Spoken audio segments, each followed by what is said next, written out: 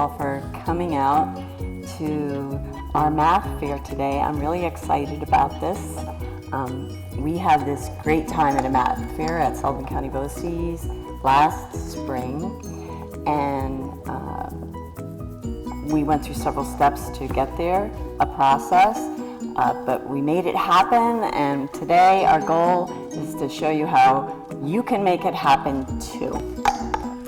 I was so unbelievably impressed with Patricia when that was the first, because I'm new to adult ed, the first time that I saw her teaching. I was so excited. I was like, we have to do something with this. We can't just let it be you that is doing this. It needs to go out, go through the staff. So it was, she kind of got me excited by the way she was teaching. So honestly, that was the bigger part of how this whole thing came to be.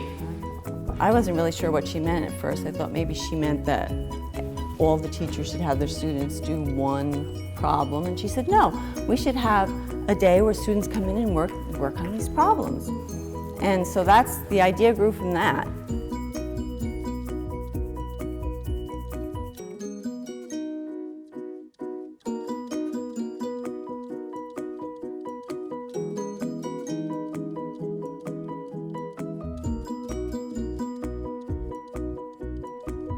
Helping our students become problem solvers is at the heart of what this math fair is all about. So having our students develop the metacognitive skills so that they can develop these strategies, that's the goal. And then when they're faced on the task exam with a problem they've never seen before, they have now developed a set of problem-solving strategies so that they can find a way into these problems. One of the goals for the math fair when Linda and I had the conversation is we wanted our teachers to have the opportunity to practice the art of questioning.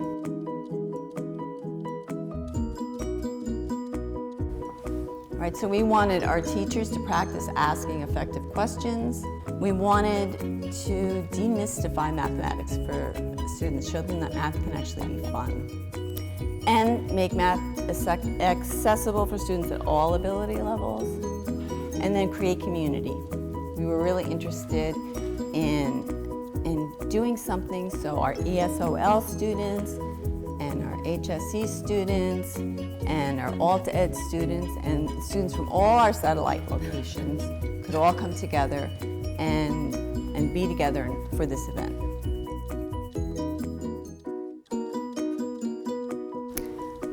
So organizing it, how did I organize it? That was my biggest issue. I came up with this, where I put on sticky notes what activities that I really thought I'd like, and then started to move them around, and that's how I kind of came up with the stations that we wound up with.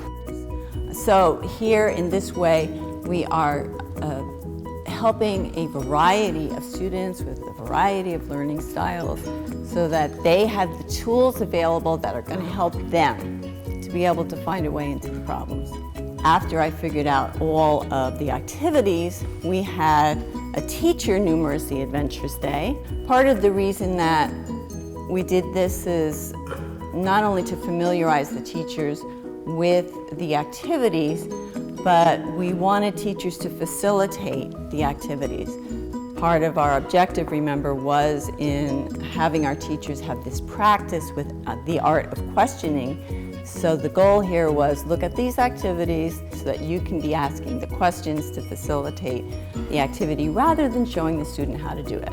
So when the students came in the door, this is what we gave them. It was a little index card, and then the students would take that card with the initial to the prize table. So the students got something for every single activity that they participated in. Students had to participate in 3 activities right after they walked in the door. There was the number of the day, number line was the next one, and then the third activity that we required that they participate in was the product game.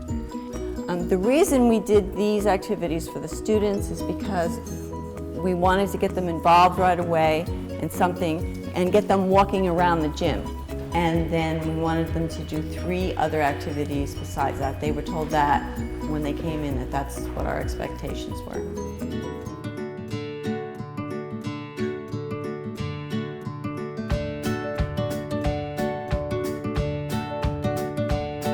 The sticky note is for the number of the day. So you're going to put something that equals 9 on your sticky note. Like they're creating what's on the other side of an equal sign with some kind of math equation. Looks good. This is helping them to understand that equality is something that they can create.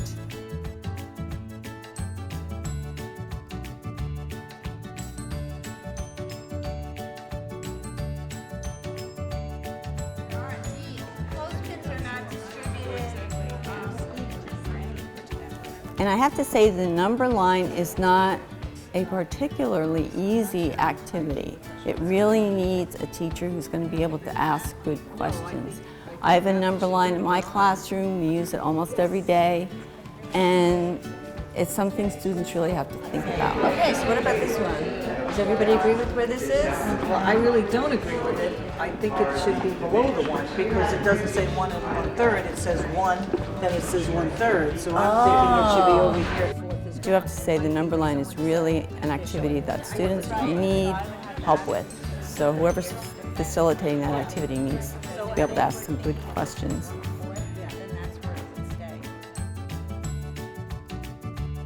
And the goal is to get 4 in a line. You can go up and down or you can go diagonal. And the product game can be played, it has to have at least 2 players, but you can play in teams. There's a lot of strategy going on. It's a lot like a chess game. So it uses different parts of the brain besides just knowing your numbers. And if you find a worthy challenger, it's very exciting. A lot of math teachers will come to these kinds of events and they know procedures, you know, they can multiply fractions. But when they have to sit down with pattern blocks and figure out how to use pattern blocks to demonstrate their understanding of fractions or dividing fractions, that's a different story. Sometimes it's a little more difficult for them to be able to do it. And so it opens up their understanding. It can deepen their understanding so that then they're better able to reach the students that need that kind of support. I personally have used the card activities and the dice activities in many occasions in my classroom, and I think they work very well to give people a concrete understanding of how numbers work, how money works. So to me, just giving them multitude of problems and strategies in a textbook and expecting them to just do a show and tell presentation isn't enough. They have to be able to take it themselves and apply it to their life. When students are physically able to manipulate visual models, like the tiles, they guide their own learning through a process of trial, error, and discovery. And it can help them to gain conceptual understanding of patterns and spatial structuring, a key bridge to understanding relationships within and between most mathematics.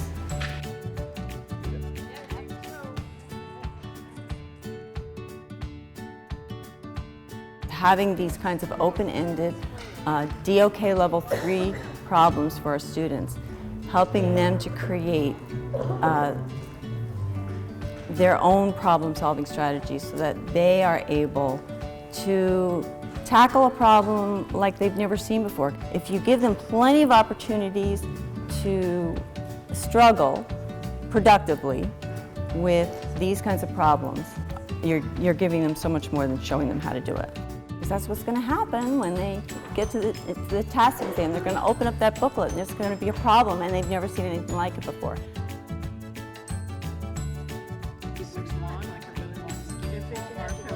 It really depends on whether or not a student has that really good understanding of spatial structuring when they look at that painted cube problem.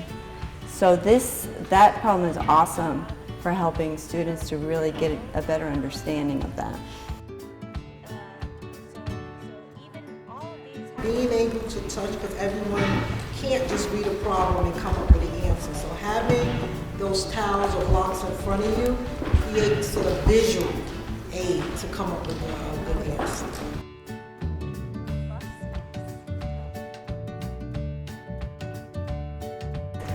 The equal sign is one of the most misunderstood concepts among adult students as well as students in K through 12.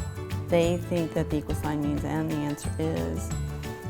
So that's a really good activity for helping your students with that. It's a good way to get them to use the technology, which they're used to anyway, and to reinforce that positive and negative number deal going on.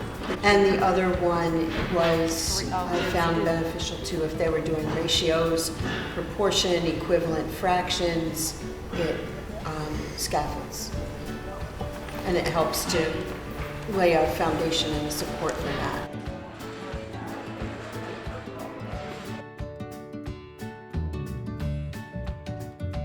Make sure your name is on the activity card because we're using that to draw names for door prizes at the end. So you can come and pick what you would like. So we just want prizes everywhere, like prizes at every table and prizes for door prizes, because you know that there's going to be the student who's not going to be able to get through a lot of activities because they're just not as skilled as some of the other students. But so I wanted everybody who came to have fun and to walk away with prizes, feeling good about what they did.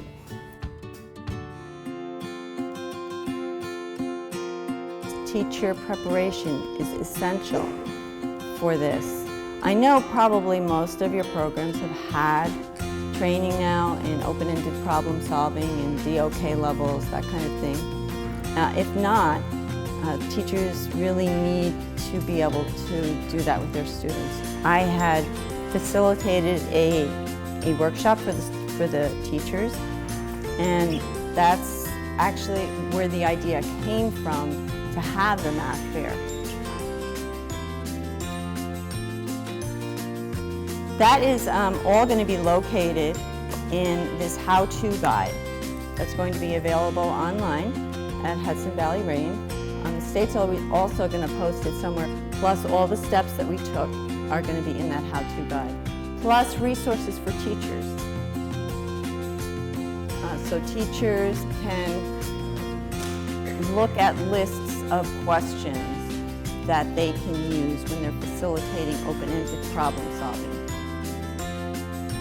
So everything you need for Math Fair is going to be in there, and it's going to be available on that.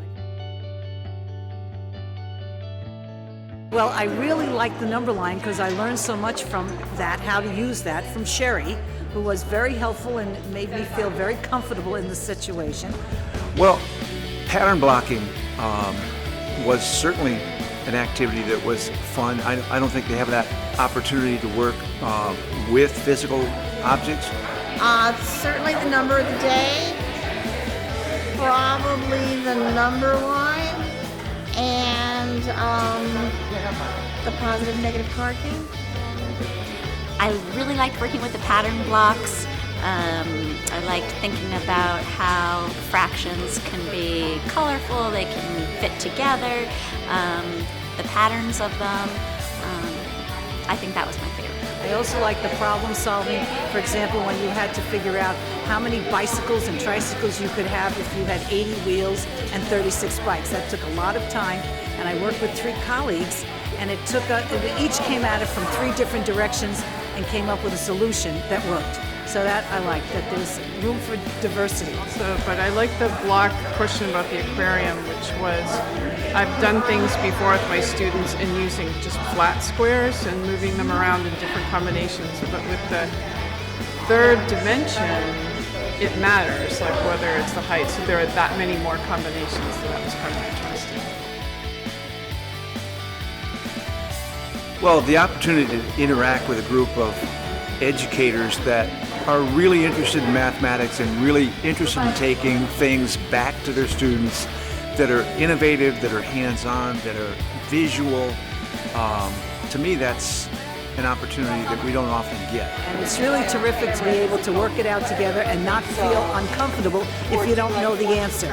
I loved all the hands-on materials. I loved the idea of trying to come to a answer to a problem in a multitude of different ways, listening to other people, how they solved it, how their brains worked, what kinds of ways they were trying to figure through things.